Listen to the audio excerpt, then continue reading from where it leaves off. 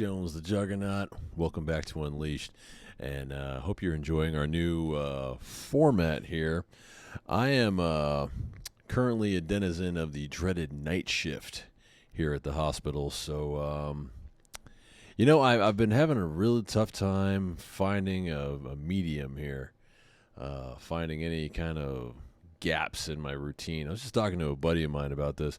I have no gaps in my routine. That's why it's been really hard for me to sit and do a podcast like this. I mean, if I don't have enough time to talk to myself.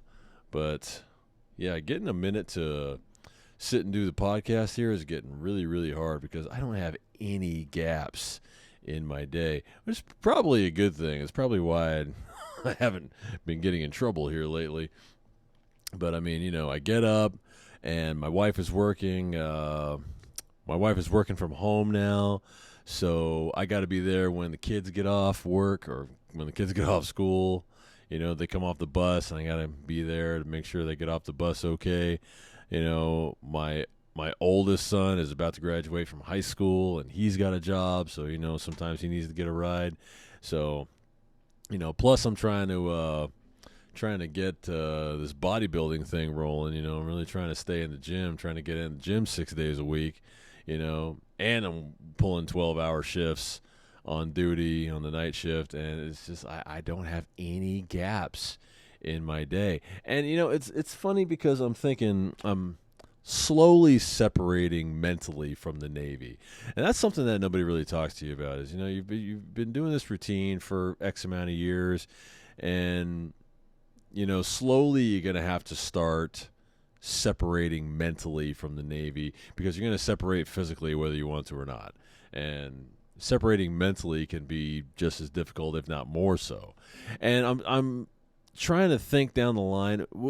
What I need is a hobby, something that I enjoy, not just to pass the time and fill the hours, but something I actually enjoy doing, So I've really been trying to figure out what I can do because I haven't really had much time for myself other than bodybuilding. I've been working out, and that's fulfilling, but it's not as fulfilling as it used to be, if I'm honest. I'm making some pretty good gains. I'm just trying to lose weight, get in shape. I had this whole idea to do a Masters show. I'm going to turn 40 in about a month, and I was thinking of doing the 40 and over Masters show. Maybe I could win that. I don't know, but not saying it would be easy. A couple of bodybuilding shows I've been to, the Masters actually look pretty good.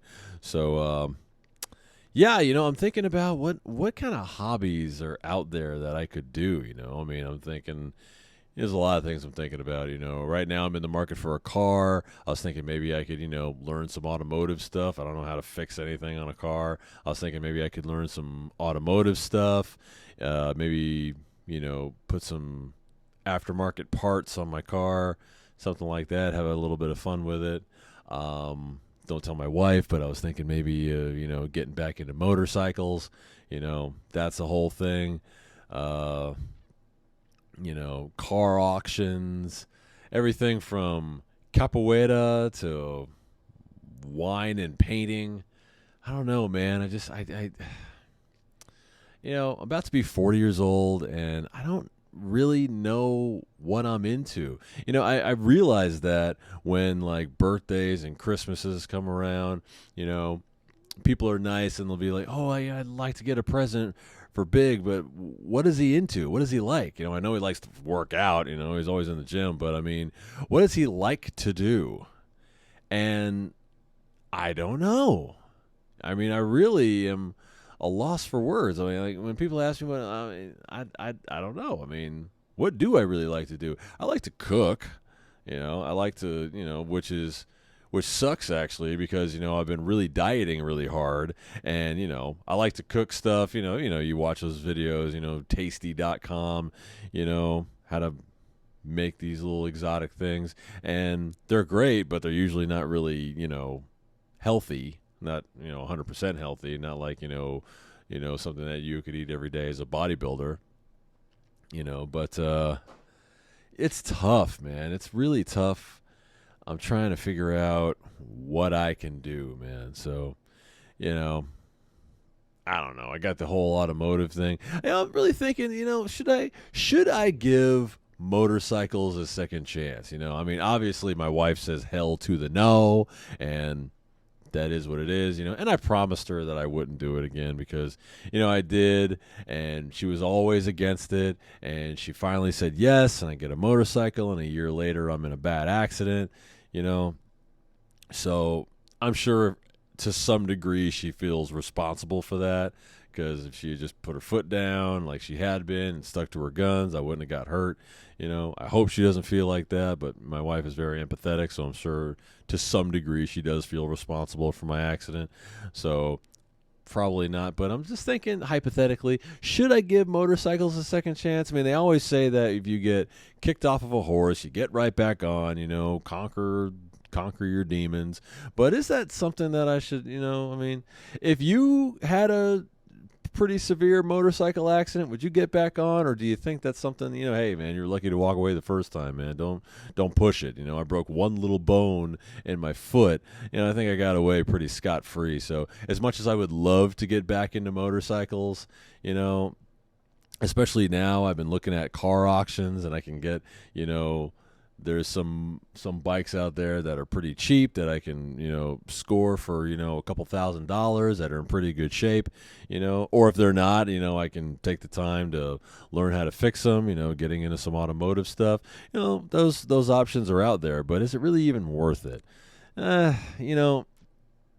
At my age, I mean, I don't feel old.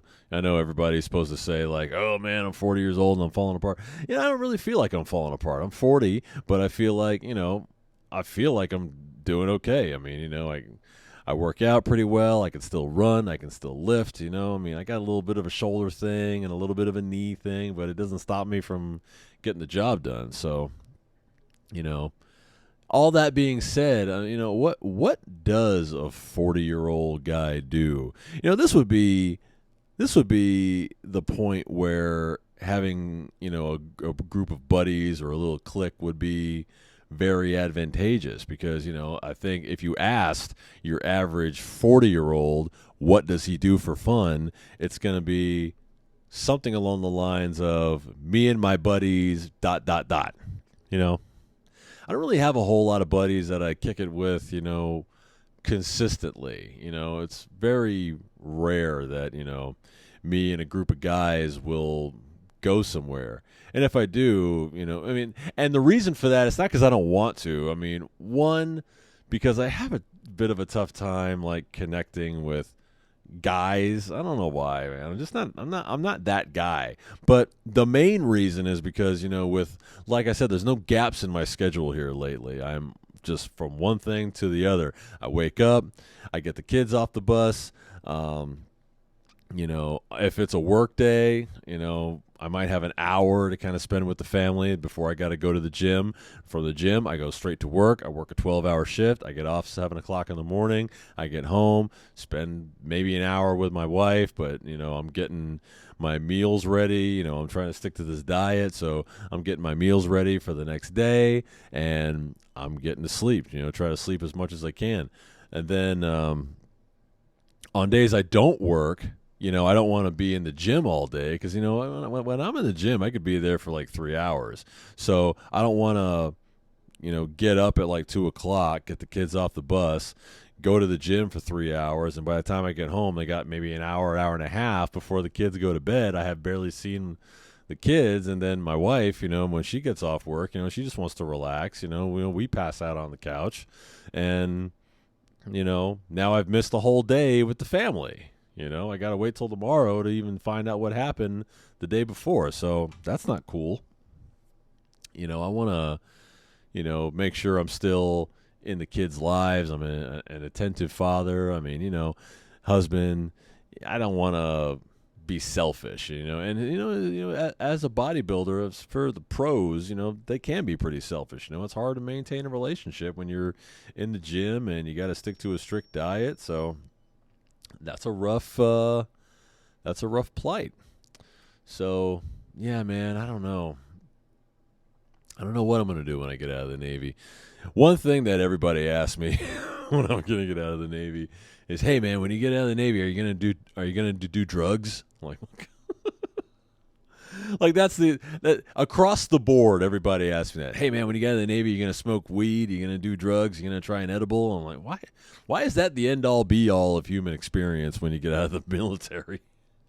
You know, I know plenty of people who do drugs in the military. You know, they're like, catch me if you can. Although it tends to be those people that really don't care if they get kicked out or not. But well, until it happens. So I don't know. I've never been. I've never been really curious about drugs in general. I mean, I kind of go by the old adage, if you're interested in drugs, watch somebody else get high first before you do it, and then, that's usually enough to put me off on the whole experience. But yeah, I don't, not really a smoker. I've never really had a desire to smoke anything. Edibles, just not really into the whole experience. I mean, I don't know. I mean, God, even just doing this, I sound boring, man.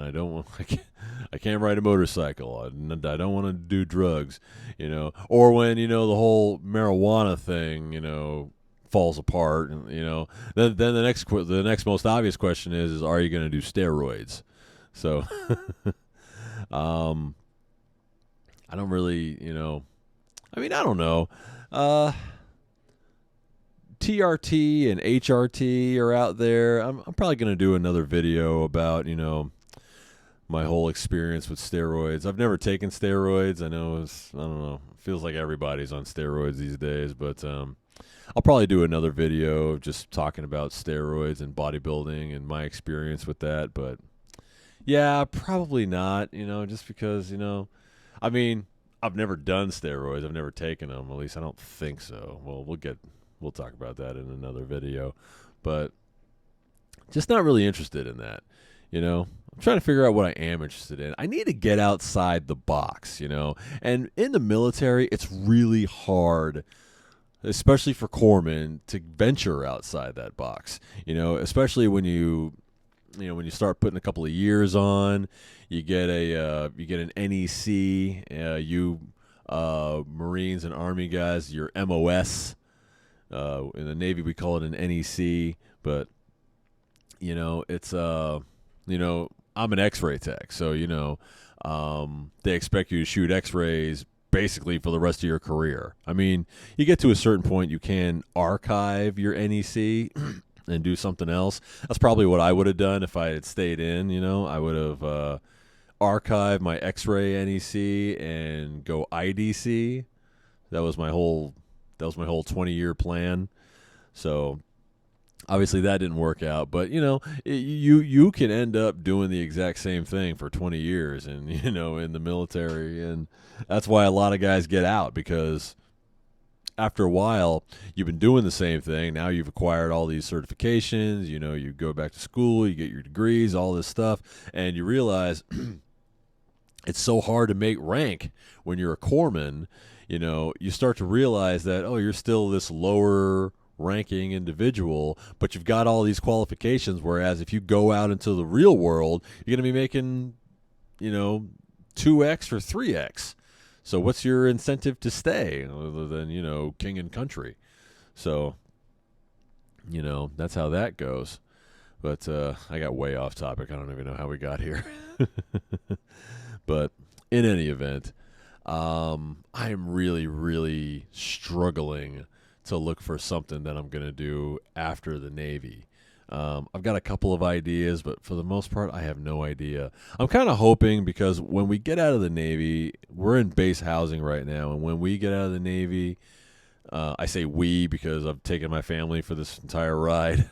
My kids barely know a life out of the Navy. My oldest does, but the two youngest have never been out of the Navy. So we have a house. We're going to move into our own house, and I'm hoping that when that happens, there's going to be a bit of a shift. Maybe because I even feel it right now. I feel my mind starting to open up a little bit and think of a world outside the military where I can sort of think a little more freely, I guess, if that makes any sense. Because when you are in the military, you do tend to think in the confines of the military. Somebody asks you if you're interested in something. Oh, I can't do that. I'm in the military, or I already have access to that. I'm in the Navy. So yeah, I do kind of feel my mind sort of expanding and opening up, and that's really important because especially for you young guys that got in when you were 18, you guys don't even know a life outside of the Navy, man. You guys are, going into a whole new world, and you could tell the guys who got in the Navy when they were 18 and did 20 plus years because they just do not know how to function, outside of that environment. So, remember I joined the Navy when I was 30, so I had a little experience leading up to it. So I'm not completely starting from scratch, but it sure does feel like it sometimes, man. I'm telling you. I'm not sure what I'm gonna do. I think I don't know. My wife's got some ideas. We're gonna turn the garage into like a little rec room, a little game room. Obviously we have this brand new house, so we're gonna do all kinds of stuff with it. Maybe we'll have some neat neighbors. I don't know. It's a little daunting, but I'm not too worried about it. I think if you just kind of be open to the experience, I think everything will kind of fall into place. So if you guys have any ideas of what I can do, of what a 40-year-old guy does, maybe your husband, significant other, or maybe even you, or getting up there in years and you have a hobby that, that you enjoy, leave me a comment, man. Give me some ideas. I'm definitely taking suggestions here. So if you got a hobby or something that, a guy my age should get into, let me know what you're into, man. Maybe you have the one thing that I haven't thought of yet.